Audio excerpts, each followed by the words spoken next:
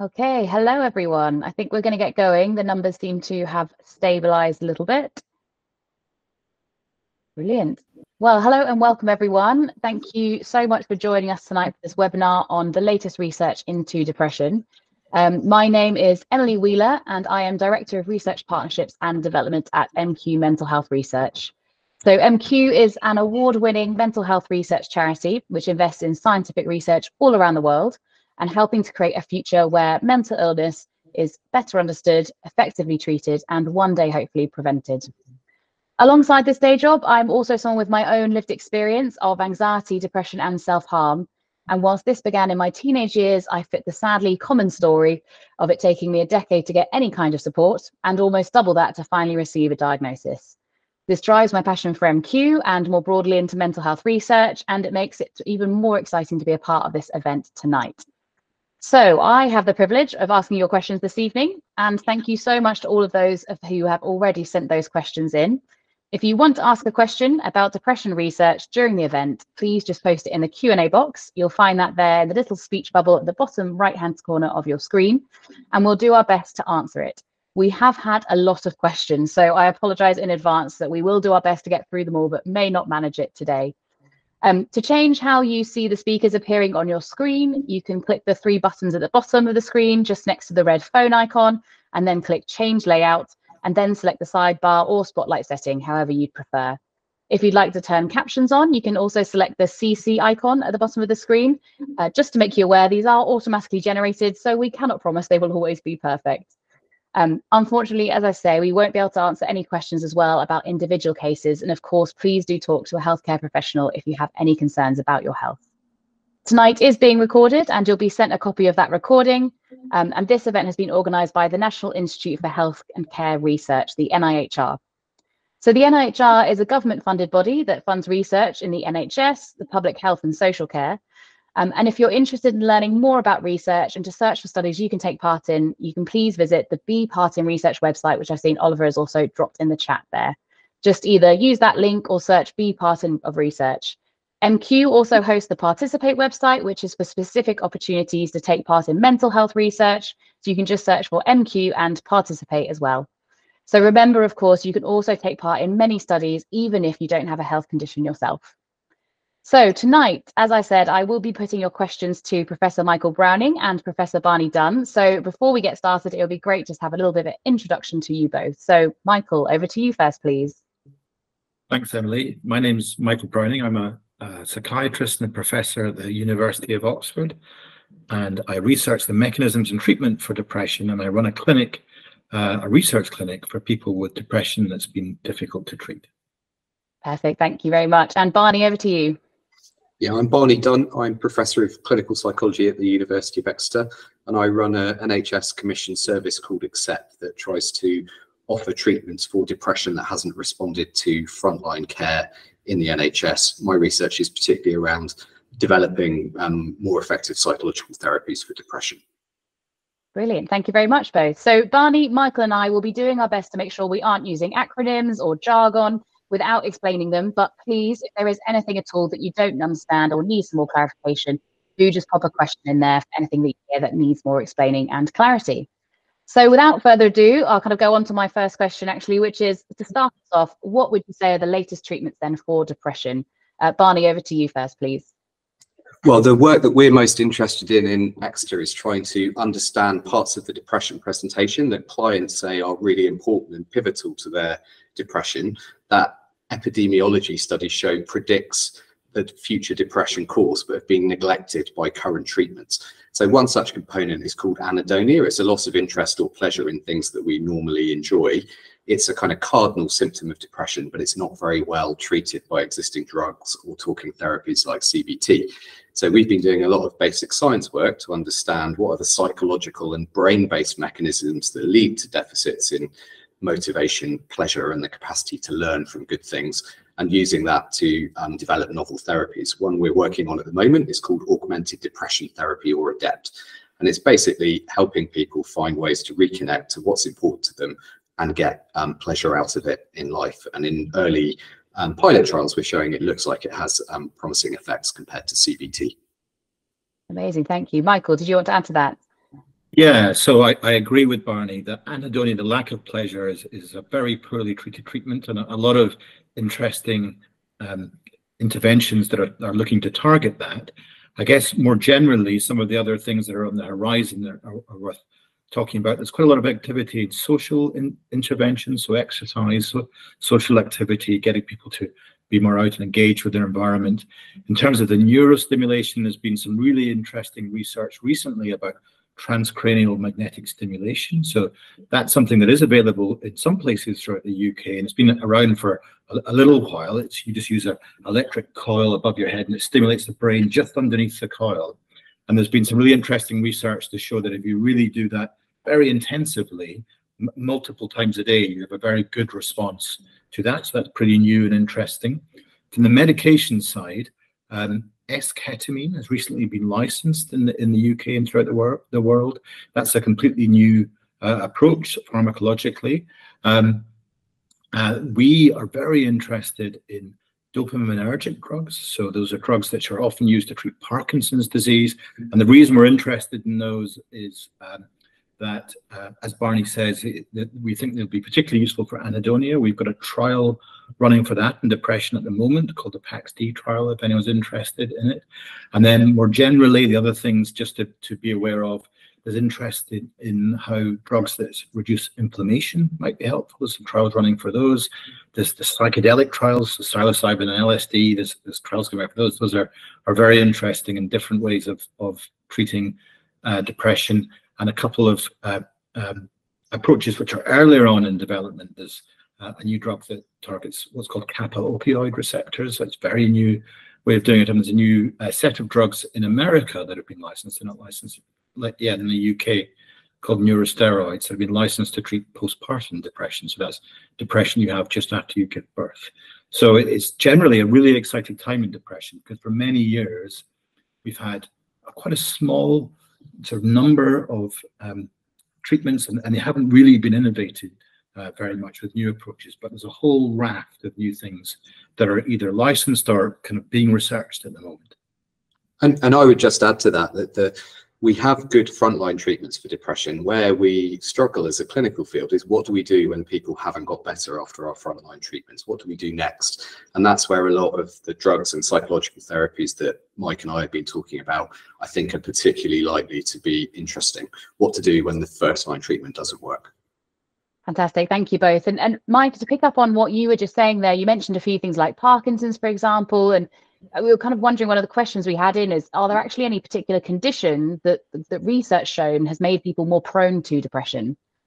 Yeah, so that's really interesting. So depression is obviously a complex disorder, right? And it's not just about what's going on in your body or in your brain. It's also about the environment you find yourself in, the experience that you've had throughout your life. So that's the first thing to say.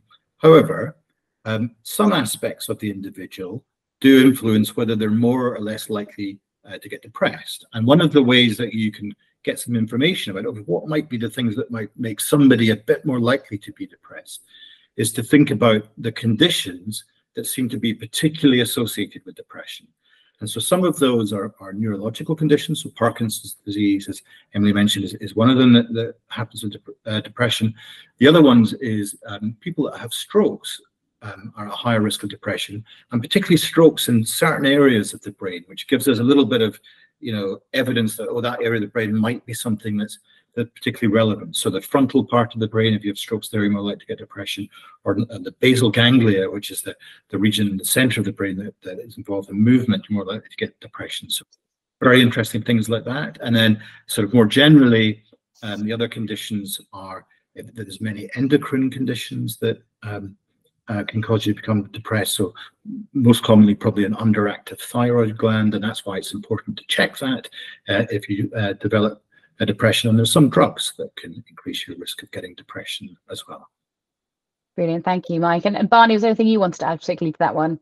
I would say, from a psychological point of view, we often think of things in biopsychosocial terms. So what are the biological factors that might predispose to depression?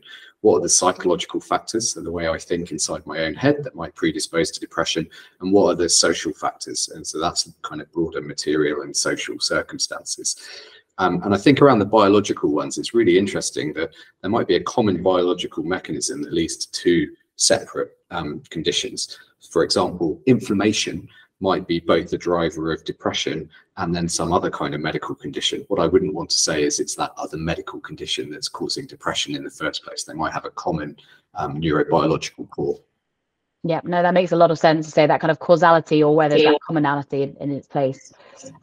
Mike, I also wanted to pick up actually on something else you'd mentioned at the beginning, which was actually you mentioned some of the exciting potential treatments that might be out there, particularly when we're thinking about psychedelics. So what is the current research, particularly on the microdosing with psychedelics such as LSD, to help with particularly, I guess, treatment-resistant depression? Yeah, okay. So psychedelics are a group of drugs that include things like psilocybin and LSD. And as a rule, when you take them, you have quite an intense experience, and you maybe hallucinate, and you have quite an unusual and extreme experience. And microdosing is the idea that you can take these medications, but at a much, much lower dose. And so you don't have the extreme experience. And there's a number of people that claim that that's been very helpful to them. So it's not a particular area of my expertise, but my understanding of the literature microdosing is there's been a number of studies, and some have been positive and some have been negative. So I don't think there's a very clear answer to their efficacy. And there hasn't been a very high quality study of microdosing. Now, there have been some pretty good studies now of normal doses of psychedelics. And one of the interesting questions of those is, do you need to have this extreme experience in order to get the benefit of it? Okay, and there's a number of people that think you do. Microdosing is a kind of interesting test case of that, because if these drugs were very helpful without any of this subjective experience, that would be evidence against that. I don't think the evidence is there for that at the moment. And the sort of really one of the interesting things about psychedelics is how it's kind of been thought to work. So as a rule, particularly with other drug treatments of depression, you think of someone as having a depression, and the person then takes some drug, and that helps with the depression, and it generally works pretty well when you're taking the drug, and then you stop it, it's thought to work less well, and then you have an increased risk of relapse. And the way that psychedelics are described is that you have this really intense experience when you're on the high dose of psychedelics, and that is sort of profound in some way and changing, and it has a long-term effect even when the drug is no longer in your system. So it's a different way of thinking about it. It's quite difficult to do very good or very tightly controlled research in this, because everybody knows which group that they're in. But if you have a long-term benefit from that sort of intervention, that would be a sort of interesting and new way to treat depression. Brilliant. Thank you very much, Michael. Barney, anything to add on to that one? Just I'd say another interesting emerging line of work is combining things like psychedelics with therapy. And whilst you're actively under the influence of a substance, it to some extent opens the doors of perception and changes how you learn and process material. So there's quite a lot of interest in, can you potentiate the effects of therapy on those substances? My general view is, we've seen this with lots of treatments, not just in depression, across the board. Early trials tend to be a bit less tightly controlled and slightly lower quality. You tend to get bigger effects in those earlier trials. So I would hold judgment until I've seen well-controlled, tightly managed trials that properly show these are effective treatments. And I think it's also important just to consider the potential harms as well as benefits of every therapy we offer for depression, not just drugs, also talking therapies. But obviously things like psychedelics in high doses can also cause people a certain amount of harm. So I think with great power comes great responsibility, and I'm intrigued to see how we manage the ethics of that in the field moving forwards. Definitely. So it sounds like there's lots of exciting potential there, but TBC a little bit on the kind of findings of this and what it could lead to in the future, as well as bearing in mind those potential dangers as well. Changing tack a little bit, but I guess we've talked about talking therapy, we've talked about some of the drug treatment side of things. I mean, Barney, you touched a little bit, I guess, the social and environmental side, but a question we've had actually is more about what food do you recommend that could help with this condition? Is there anything we can be thinking about in that area? Yeah, so this is, I think it's difficult to make very strong recommendations in this area. So if you look at the sort of guidelines, generally they're that you eat healthily, okay, and there isn't very strong evidence that other particular approaches to diet work. Now, I guess there's a couple of research side of things, or maybe a practical thing and a research kind of thing to bring up with this. From a practical point of view, there are certain deficiencies in certain minerals that can cause you to become depressed. So, for example, if you've got very profound iron deficiency, so that's something that can give you anemia. It's more common in women than men because women lose iron in their blood when they have periods. But very low iron can make you feel depressed. So if that's the case, then you want to rectify that. But beyond that, in the research side of things, it isn't obvious. There's a trial running in Oxford, actually. It's just about to start looking at ketogenic type diets and their role in depression. I don't know whether that will be successful or not. It's certainly not anything I'd recommend at the moment. It's a treatment, but there's sort of interesting research questions around that. Brilliant, thank you. And Barney, anything to add there? Yeah, what I would say is I think there's very good scientific evidence at the observational association level that particular diets are related to levels of depression. For example, things like the Mediterranean diet, if you eat that, you're less likely to be depressed. Where it's much murkier is when you intentionally try and change people's diets, so it becomes a treatment strategy, can that then improve depression symptoms? So, for example, colleagues of ours at Exeter were part of a big trial called Mood Food, which was taking people who were slightly obese and at risk of depression and trying to get them to eat a healthy diet and to have vitamin supplements. And the headline was, it didn't change risk of depression at all. So I think differentiate the association between diet and depression from can you intervene. So can you intervene? Often I would say, eat the food that is healthy that you can stick to. It's like exercise. The best form of exercise is exercise that you will actually keep doing all year rather than signing up for a gym membership you only go once. So eat a healthy diet that's one that you quite like and you can stick to. Brilliant, some good advice, I think, there. I guess moving on then from the treatment side, a little bit more about, I guess, the symptom side of things. And we've had a question about, is the absence of motivation one of the defining characteristics when it comes to clinical depression? Mike, over to you first. Yeah, so I think Barney's talked about this really well already. It absolutely is one of the core features of depression. And I think, I guess the people that I see in my clinic, I see people that just by definition haven't responded to first-line psychological and medication treatments in the same way Barney does. And by far the most common presentation, I think, among the people that I see is they've had some CBT, they've had 2 or 3 different SSRI type antidepressants, and the treatment has made their anxiety a little bit better, maybe their low mood a little bit better, but it really hasn't helped very much with their engagement, their enjoyment, their motivation, and that side of things. And so it's not only like a core symptom of depression, it's poorly treated by what we have, and it's one of the things that predicts poor outcomes generally with all of the interventions that we have. Mike, can I just ask you, we mentioned their SSRIs. Would you be able to just explain a bit more about that? Yeah, SSRIs are selective serotonin reuptake inhibitors. So those are the most commonly prescribed medications. They're so citalopram, fluoxetine, sertraline, that sort of thing. And they're grouped together because they have a very similar action, and they act quite specifically in the brain just to raise the chemical of one neurotransmitter called serotonin. Brilliant, thank you, Mike. And Barney, I wondered if I could pick up on that, because I know we were having a bit of a discussion before we started today around the use of SSRIs, and it's in with a question we've had, which is about, is there evidence for using other treatments for depression other than medication? So I wonder if you could package them up together in terms of talking about those very common treatments and if there are those other options as well. Well, so there's a lot of controversy around what's called the serotonin hypothesis of depression. And this is strongly stated that reduced levels of serotonin in the brain cause depression. Now, there's not that much evidence supporting that theory, but a weaker form of the serotonin hypothesis is that by changing levels of serotonin in the brain, you can improve depression. And that basically is supported by a whole range of trials that show antidepressants that act on the serotonin system are quite effective for many folks. What the state of the literature is at the moment is if you have the milder symptoms, taking an active drug like an SSRI doesn't outperform placebo, which is like a sugar pill. But when you get to the more moderate to severe levels of depression, that SSRI is effective for many folks over and above placebo.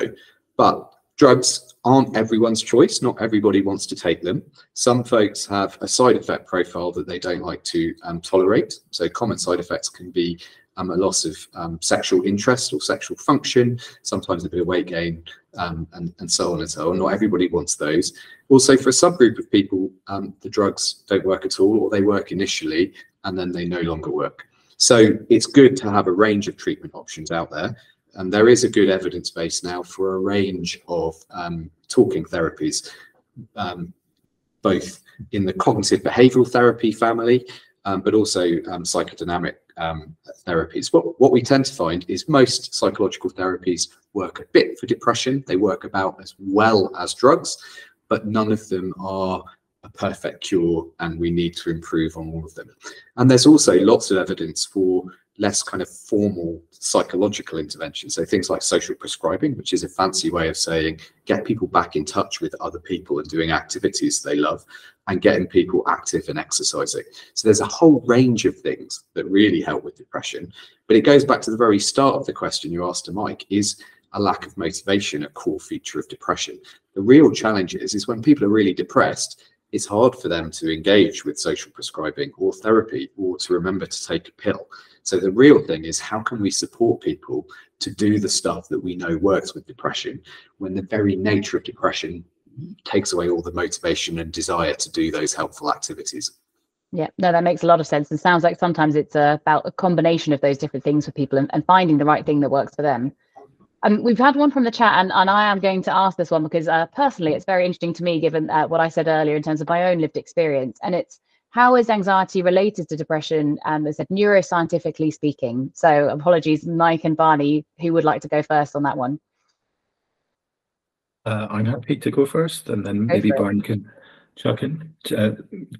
So I guess the first thing to say is anxiety is, like depression, is quite a broad description of a number of different disorders, and it tends to include things like a sort of specific phobia. So you're very scared maybe of dogs or spiders or something like that. And then at the other end of the spectrum, you have what's called sort of generalized anxiety disorder, where you just worry constantly and you sort of ruminate about things that might happen and worry about things that might happen in the future. And so depression is very commonly found alongside anxiety disorders, particularly the sort of generalized anxiety disorder, to the point that some of the diagnostic systems have sort of new diagnoses that are called cothymia, which is just the two things together because they're so commonly found together. And then if you do genetic studies where you try and see, you know, what if you have a family history of depression, does that just increase your risk of depression, or does it also increase your risk of other disorders? Then it seems that depression and anxiety cluster very, very closely together. So they're extremely closely related in that sort of epidemiological way. And also some of the treatments that work. So CBT works very well for anxiety as well as depression, and SSRIs have some benefit as well. Brilliant. I wonder if I could push a bit further on that as well, because just the bit you mentioned about the genetic side, because again, we had another question from the chat, saying, you know, how far has research gone into that possibility of genetic links to those who suffer particularly from long-term depression, but I guess within, you know, the answer you've just given there? Yeah, so there's pretty good evidence that some degree of the risk of having depression is related to your genes. Now, depression is not just a simple genetic disorder, okay? No psychiatric disease or problem is. And depression isn't even one of the most, or ones with the most influence of genetic causes. But the evidence that we have to date, there's a couple of different types of studies. One uses twins and looks at the degree to which twins who are identical versus non-identical have depression, and then adoption studies as well, so look at the effect of environment. And then more recently, we have what are called GWAS studies. That's a fancy name, which basically means you get enormous groups of people with and without depression, and then you do this very detailed genetic analysis. And they have found genes that have been associated with depression. So the slight complexity of some of that is it's quite difficult to be sure how the genes are related to depression, what the kind of link is between them. But from the overall data from the twin study and the GWAS, it looks as if there's a degree of risk for depression or a degree of protection against getting depression that you can attribute to your genetic makeup. It sounds like more research needed still in some of these areas, which will be our kind of tune from today. Barney, I don't know if you want to build on that, but also, again, another question we had was then obviously we've talked about the genetic factors, and you started to touch on this earlier around what are the wider social factors that can have that impact on depression. And specifically, we've been asked, what are the implications of these for then talking therapy providers? So sorry, you've got a lot in one there. If you want to touch on the genetics and then the social factors and what those implications are for the therapy side. It's a good working memory test. I've got a comment on overlap between depression and anxiety, genes, and then social factors. Sorry, but you put them all in one. I'm going to do them in that order. My experience in the clinic is comorbidity is the norm, not the exception. Nearly everyone I know who is suffering from depression has elevated anxiety, and vice versa. A kind of now quite old theoretical model, which I still think holds truck, is to think about three things that can go wrong across anxiety and depression. There are reductions in the positive affect system, which is relatively more unique to depression. There are elevations in the negative affect system. So this is how we respond to threats and punishments. And that is elevated in both anxiety and depression. It explains a lot of the commonality. And what might be the unique calling card of anxiety is what we call physiological hyperarousal. So that's like your body being really agitated and really responsive and being on a hair trigger. So that kind of negative affect core is common to both depression and anxiety and relates to an underlying personality dimension called neuroticism, which is basically being emotionally volatile to negative stimuli. So that then starts to bridge us back into the genetics question. So genes do account for some depression risk, but it's a small amount and it's across multiple genes. What we have to remember is genes code proteins, and it's a long way from going a protein being expressed to explaining a complex psychosocial behavior like depression. Some of the literature I'm most excited about genetics is this idea of genetic environmental piggybacking. So genes modulate how you react to an environment, and the environment in turn then modulates how your genes express themselves. And it's a very elaborate dance between them. And there are some quite interesting data about genetic influences expressing themselves at different points in their lifespan. Interestingly, when people have a bit more control over their environment, genetic factors start to become a bit more important again. So genes do code a bit, but also that broader environment is a major contributor to risk of all mental health. And I don't think it's specific to depression. Both early development and the ongoing environment you're in make a massive difference to the expression of mental health. One of my favorite writers is a critical psychologist called David Smale, and he talks about the myth of insight, which is we understand conditions like depression is all about the way people think inside their heads being biased and altered and incorrect. And if only we can get them to see, oh, look, the way you're seeing the world isn't accurate, all would be well. What he says is we also need to pay attention to outside. And this is the reflection that we are often miserable because our social and material circumstances aren't very good. And that couldn't be more apparent than the world we're in at the moment. People having to choose between eating and eating, kids not being able to get on a property ladder, an environmental crisis that people are worried about. So I think all of those social factors are a major contributor to risk of depression, but also maintenance of depression. The interesting question from a therapist or a other treatment provider's point of view is where can you intervene with that? And if I could put my money where my mouth is, I would start by going back to the Sure Start initiative that the Labour government funded around the millennium, which was basically taking people at high risk at the stage they're starting to parent, so their kids get the best start in life.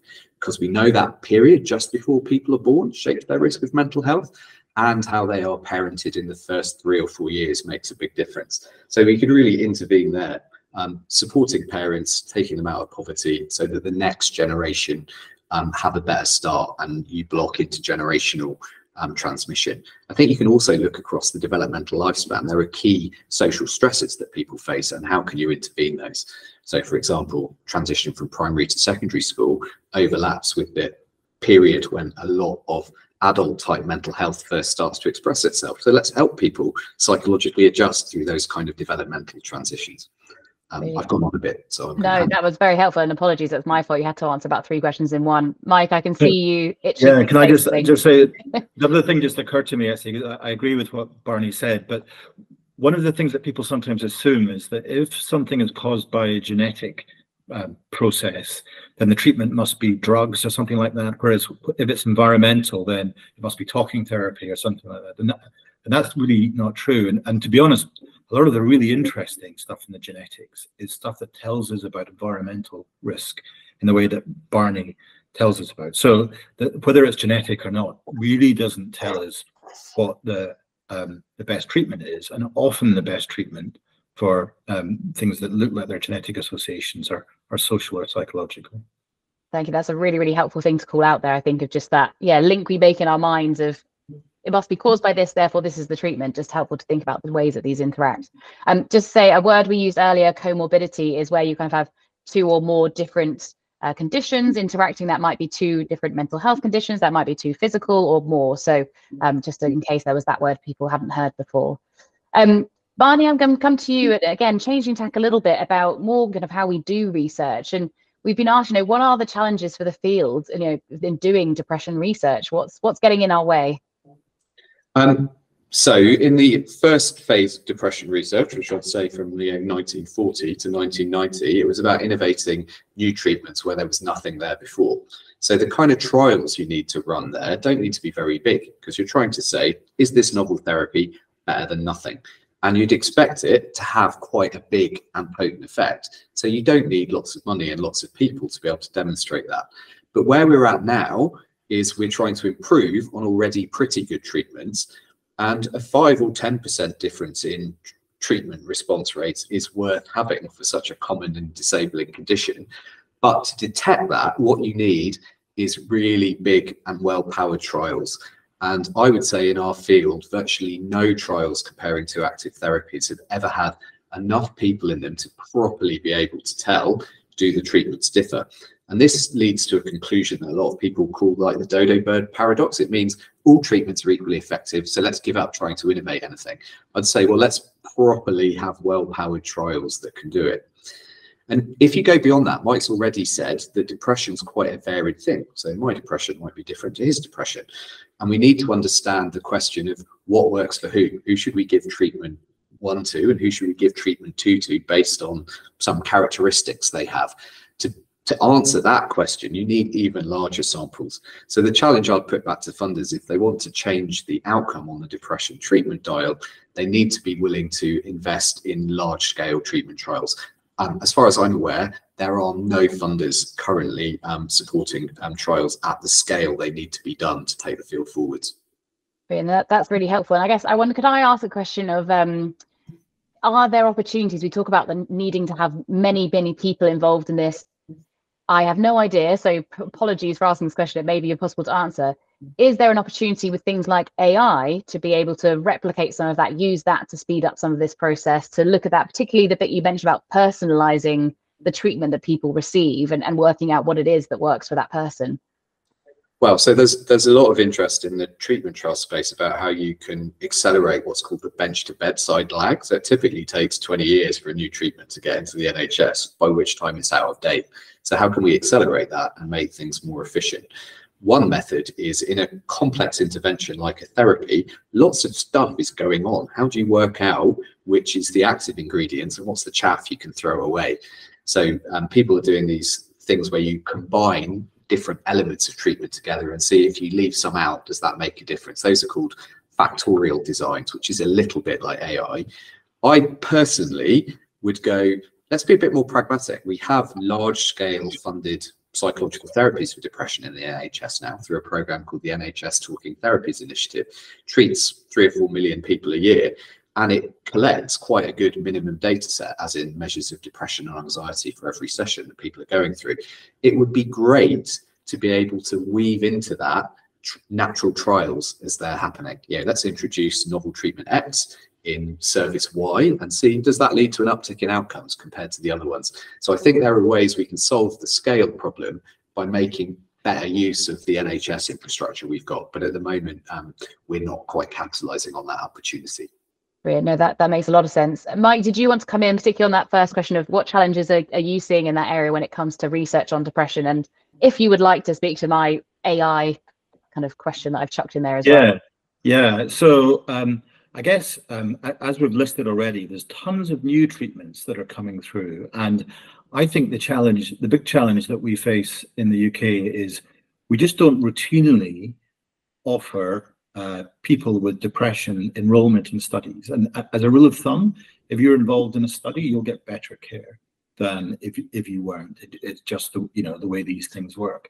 And so, as Barney said, the bigger trials and the funders giving us more resource to do that is really important. And I guess in terms of people listening to this that might have depression, that particularly if it hasn't responded to first-line treatments, there are NIHR websites, for example, in the chat that you can look in and see if there's any studies running near you. And I think getting to a position where we routinely offer people enrollment in studies when they have depression would be really great. And we already do that in lots of cancers. We should really do that in mental health conditions. And in terms of your AI side of the question, I think that's it's such an interesting and important thing to try and solve. Can we subgroup people so we can give better treatments to them? I think that's a really difficult thing to do, and the jury's out. I've not seen a convincing evidence that we've been able to do it so far. For those of you that are interested in research, there's a paper out this week in Science where they used AI to predict response to treatment of schizophrenia, actually, and they showed that the models that predicted in one study just didn't predict at all in the other study. So it's a complex thing to do, but it's clearly something we need to get better in. Brilliant. Thank you both very much. I've got a question here, and thank you to the person who submitted this, because it gives us a bit of information about the amazing work that they and their family have been doing. So they've said they've got 3 generations of mental health nursing in their family spanning over 70 years. So that's pretty much almost the whole of the history of the NHS there. And during their own 30 years, they've noticed a really kind of huge rise in the number of particularly young people suffering with anxiety and depression. So is there anything in the research that we've kind of seen so far to suggest that what's driving this, and how might this trend be reversed? So big question for you both there. Mike, sorry to go to you first. Yeah, no, that's such an interesting question, isn't it? And Barney and I both work in universities, and our sort of counselling service at universities is being overwhelmed by people that are seeking its service. So we certainly see that as well. And so I think in terms of sort of large-scale social challenges that are might be causing an increase in these sort of presentation, Barney's already touched about that. There's sort of precarity in people's situations and their jobs and their housing and that sort of stuff. And so some people have suggested that might be causing it. I think the other side of things is, and this is a double-edged sword, I think people find it much easier to describe their difficulties in these terms than they have been. So I think people are using those terms and thinking in those terms much more. And that's really good, in that some people might get the help that they wouldn't get otherwise. The kind of risk that we run with that, I think, is that people who probably don't need to see me end up seeing me. And it might be that some of those people, a medical model or a healthcare model isn't necessarily the most helpful thing for them. It's something that's a bit more social is better. So I think that's the risk. I'm not sure if I've seen an absolute definite, this is what's caused it, answer to that question, but maybe Barney's got the answer to that. Go on, Barney, the gauntlet's been thrown to you. Well, I mean, I don't have a definite answer. I think there's more recognition of mental health and there's more willingness to admit it, but I don't think that alone explains the rise, because when they do population level studies with carefully controlled diagnostic interviews, rates do look like they're creeping up. I do think it's a tougher time to be turning into a young adult than it's been in previous generations. I think it's the first time in the UK where our kids are coming out with less opportunities than the generation had before. I agree with Mike. It's a double-edged sword, though, because as a psychologist, I tend to see depression as a continuum of severity. Depressed mood is a normal part of life, and it has an evolutionary value. It basically is a sign life isn't quite going as we'd like it to. Let's retreat to our cave, lick our wounds, and think again. Where it becomes clinical depression is it becomes entrenched, self-perpetuating, and people get locked in it. And I sometimes wonder if we are labeling the real anxiety and depression symptoms that young people are experiencing as a clinical depression or anxiety, rather than a natural developmental response to the challenges they're facing. And we need to give them the skills to be able to work through it and resolve those challenges, not necessarily give them a label that they'll hang on to for life as a lifelong diagnosis. And it's hard to make the judgment call. What's normal and healthy anxiety and depression as we go through life versus at what point does it become clinical? So I tend to sit down with the young adult in front of me and say, what's a helpful way to think about this for you? And I don't have a hard and fast answer other than see the person in front of you and ask them what's going to get them unstuck. Yeah, well, it's in some ways that's very good to hear. Since again, it goes back to that: how do we personalize the treatment that that person needs and meets them where they're at, which is what we aim to do. I've got a very specific question here that's come in from the chat, which now is: are there any thoughts from either of you on drugs that target particularly the stress system, such as cortisol and adrenaline receptors? You might need to do a bit of kind of explanation from what those are for the rest of us as well. Yeah, okay. So maybe I could take that. So cortisol is what's called a stress hormone, and it's released by the adrenal gland just above your kidneys. And adrenaline is also released by the adrenal gland, but also as a neurotransmitter in the brain. And cortisol is interesting because there's a condition called Cushing's disease, where you have a tumor that causes excess cortisol to be released, and it gives you high blood pressure, makes you put on weight, but it also makes people quite profoundly depressed. So there's been some interest in that, and in drugs that intervene with that. There was a randomized controlled trial of a cortisol blocker for resistant depression that was negative. So it doesn't have very strong evidence for in the studies to date. In terms of adrenaline, there's sort of one of the interesting things is quite a number of the antidepressants that work. They work in the same way the serotonin drugs do, but on adrenaline and noradrenaline. Blockers of that, so they actually increase the level of noradrenaline in the connection between nerves, and there's some evidence that they can help both with anxiety and depression. So there's definitely some treatment evidence there. The other sort of really interesting thing, to be honest, and this is true of serotonin and everything, to really understand how it works, the kind of fundamental question is, what is the role that this system is playing in the brain? What is the information and the message that noradrenaline neurons or serotonin neurons are transmitting throughout the brain? And if we really understood that, then it would help us understand, how best to use agents that manipulate these systems in depression. And so people do sometimes talk about the serotonin theory of depression, for example, and underlying all that, the really interesting question, or the first question is, what is this drug? What is this neurotransmitter doing? And then, how can I go from there? Yeah, Barney, did you want to add to that one? Well, I'm going to talk a bit more generally around stress. So one of the biggest predictors of emergence in mental health in adults is experiencing early adversity, and that's characterized by kind of abuse, neglect, not having your feelings validated and understood. So a lot of young people are growing up in a world that doesn't feel safe, doesn't feel predictable to them, and their brains are operating under a system of chronic early stress. And a label people have sometimes used around that is kind of neuroendocrine scarring. It means as the brain develops, it's chronically stressed, and that turns you into the adult that you are. So I think a lot of the psychological therapies we work with also are ways to help adults who might have a mind-stroke brain that is potentiated to experience stress because of developmental experiences, look after itself. How can they learn that the world is a predictable, safe space that they can have some control over, rather than this unsafe, invalidating, chaotic thing they feel powerless in? So cortisol drugs might do that. Other drugs might do that, but a lot of psychological therapies are inadvertently working on that stress system as well. Brilliant. And again, really useful to think about those different ways, we kind of different interventions we can look at, both from the drug and the kind of treatment therapy side of things. We've had quite a few questions come in about this, both sent in before and during this kind of this webinar from the chat. And we've got a few people interested in that link between particularly depression and dementia. Is this link understood? How do the treatments link with the current and upcoming treatments we've talked about, but particularly with those available for dementia?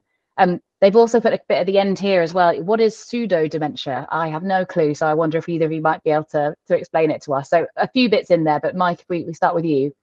Yeah, so there's quite a strong link between dementia and depression. People with dementia quite often have symptoms of depression. Now, part of that might just be because dementia can produce itself some of the symptoms of depression. So dementia can make it can reduce your motivation, can make it give you insomnia, for example. But even beyond that, there seems to be a link. One of the difficulties is that there's been relatively few trials of treatments, particularly for people with dementia. And the trials that have been there have generally shown that the benefit of treatment in dementia is less than in people without dementia. So for the pharmacological treatments, so the SSRIs that are commonly used, people question whether they're effective at all, actually, in dementia. Now, it's important to say that it isn't that these treatments are not effective in people who are old, because they work at least as well in elderly people who don't have dementia. But the evidence for their efficacy is limited in people with dementia. Now, there haven't been tons of trials, but that's just the way things are. So that's what there is. In terms of the new treatments that are coming through and whether they might be useful in dementia, there's certainly some interest, particularly in the kind of things we were talking about before in terms of motivation, whether that might be helpful in dementia. I don't think there's evidence that that's the case yet. So these things are generally tested first in people just with depression itself, and then, sometime down the line there may be tested in people with dementia, but I don't think there's good evidence of that.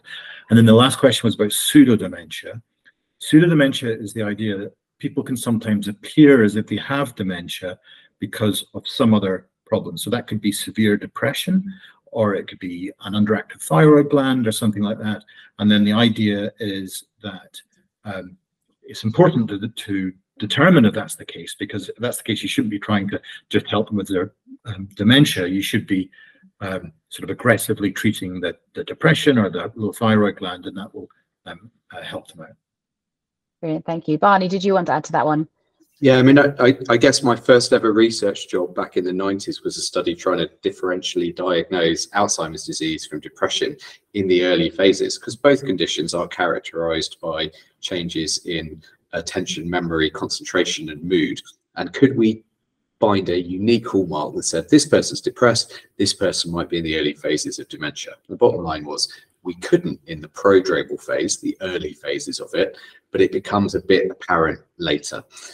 It's also worth saying dementia isn't a single bucket. It's lots of different conditions. Some of those have a much tighter neurobiological definition than others.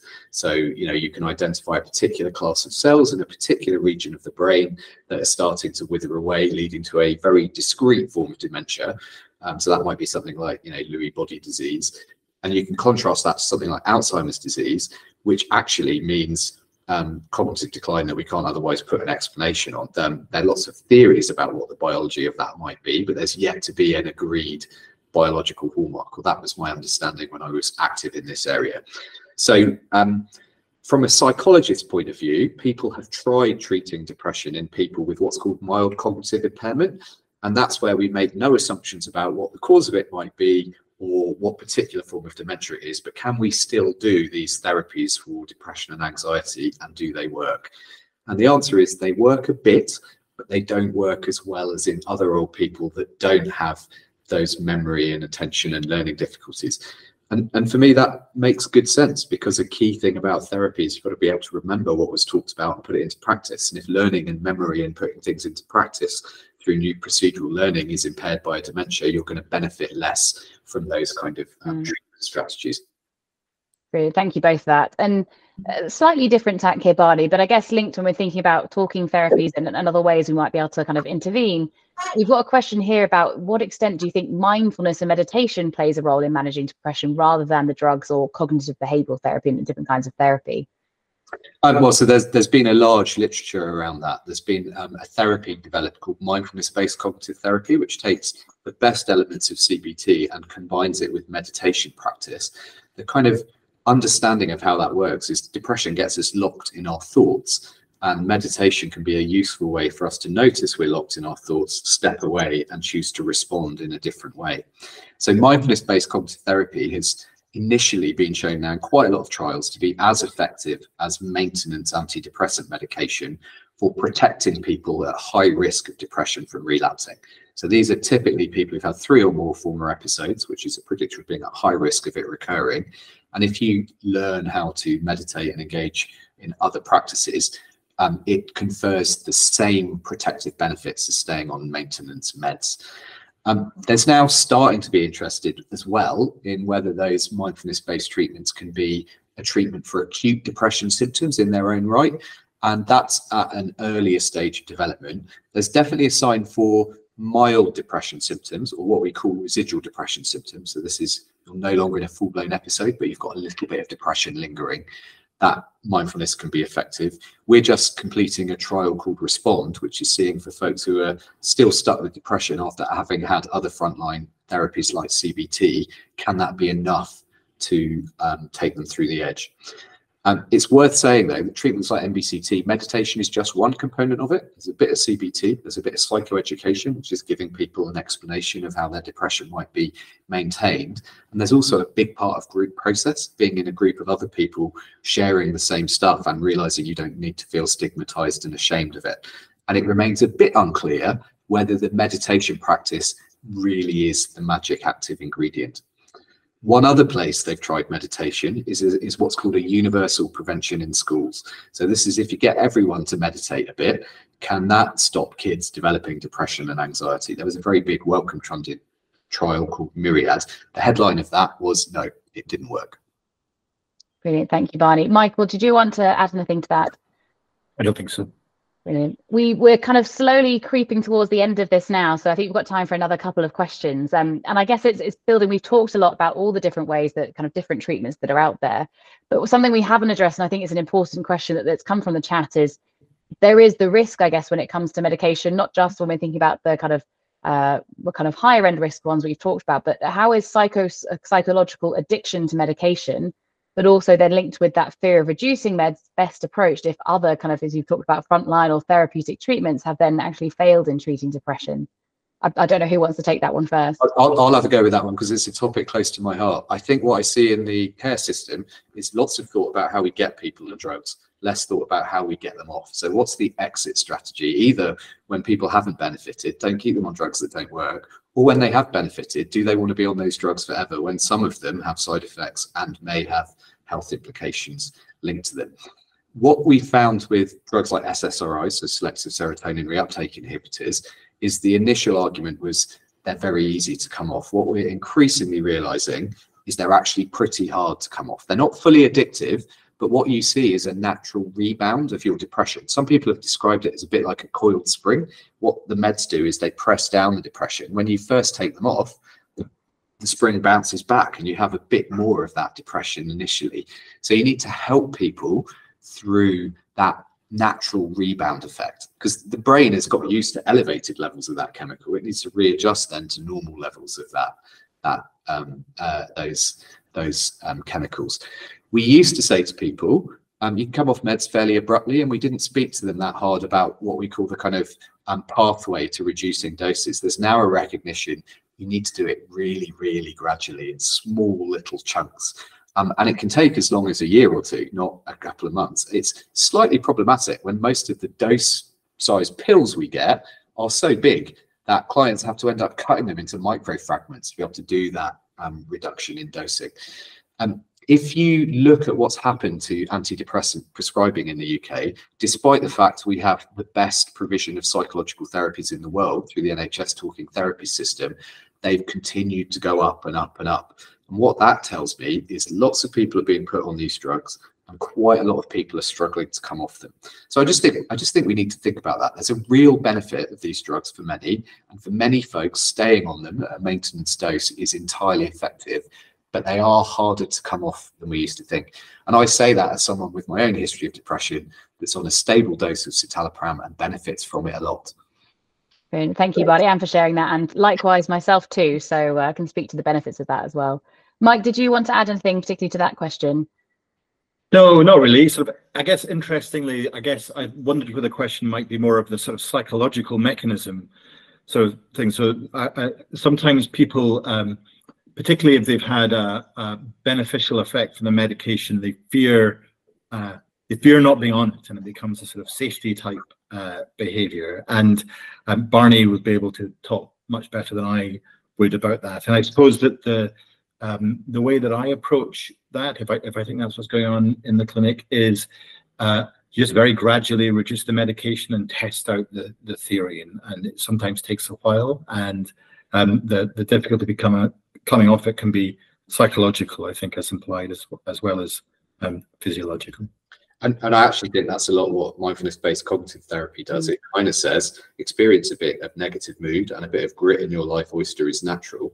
When that happens, how do you not jump on that in a way that amplifies it? So we can make our pain worse by going, oh my God, my depression's going to come back. I'm going to be right back in the hole. Everything's going to go pear-shaped. Or you can go, oh, I'm just having a few symptoms today. That's okay. I can look after myself here. So that secondary reaction to psychological distress is a potent trigger to depression coming back, or a different kind of psychological reaction to that distress can be a way to engage in self-care. And that's a lot of what relapse prevention psychological treatments focus on. Brilliant. Thank you both. We are coming up the time. So my last kind of question for you is to help us bring this all to a close and everything that we've heard today. You've talked about many different treatments, many different parts of the research that are being doing in terms of the causation, all of these different elements. If you could pick just one thing from that, what is that makes you most excited when it comes to depression research and what's coming next? So Mike, sorry, I'm going to go to you first and then we'll finish up with Barney. I think it's, like I said, all of the different treatments that are coming through at the moment, and particularly the treatments that, rather than just saying, this is just generally depression, let's try and make it better, are a bit more targeted. And so particularly the sort of positive valence system, enjoyment, engagement, motivation, that sort of thing is, there's some really interesting new treatments coming through, and a lot of them are based on, really innovative, incredible advances in the basic science of how people learn from the good things they experience in their life and how they decide what actions to take. So I think for the first time in a while, I think the outlook is actually quite positive in terms of the range of new treatments, and that's social, psychological, and pharmacological and neurostimulatory that are coming along. Brilliant, thank you. And Barney, over to you. I agree with Mike, but I would say that age group I'm most excited about are the 14 to 24-year-old age group. I see people in their 30s or 40s on their 15th episode of depression and their 6th failed treatment. I would have loved to have been allowed to treat them when they were first getting depressed before it got a life of its own. So I think collapsing this artificial divide between child and adult services and allowing us to create 14 to 24-year-old services, and then seeing how can we help those people early doors not to get into that trajectory of the horrible lifelong distress that depression can be. That's the group I'm most excited about working with.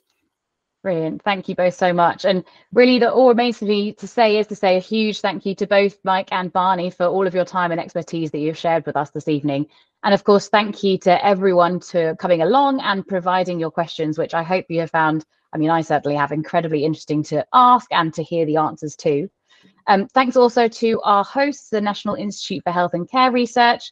And if you want to learn more, as we mentioned, about research and how you can take part in studies, whether you have a health condition or not, do just search for that Be Part in Research website.